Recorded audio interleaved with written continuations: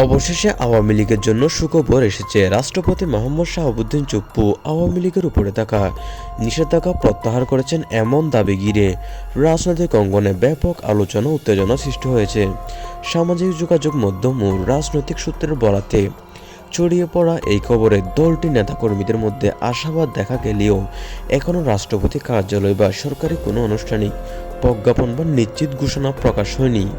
দাবি অনুযায়ী গণতন্ত্র, রাজনৈতিক বহুত্ববাদ এবং অংশগ্রহণমূলক নির্বাচনী পরিবেশ নিশ্চিত করার স্বার্থে এই সিদ্ধান্ত নেওয়া হয়েছে বলা হচ্ছে।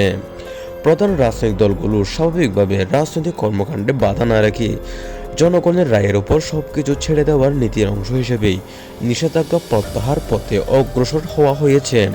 তবে এসব তথ্য এখনও যাচাইযোগ্য হয়নি। এই খবর ছড়িয়ে পড়ার পর রাজনৈতিক মহলে মিশ্র প্রতিক্রিয়া দেখা গেছে। আওয়ামী লীগপন্থীরা এটিকে গণতন্ত্র পুনরুদ্ধারের ইতিবাচক অগ্রগতি হিসেবে দেখছেন, অন্যদিকে বিরোধী শিবির এবং বিশ্লেষক সতর্ক করে বলেছেন, আনুষ্ঠানিক ঘোষণা ছাড়া এমন খবর নিশ্চিত বলে ধরে নেওয়া সঠিক নয়। নিউজটি ভালো লাগলে চ্যানেলটি সাবস্ক্রাইব করে দিবেন। ধন্যবাদ।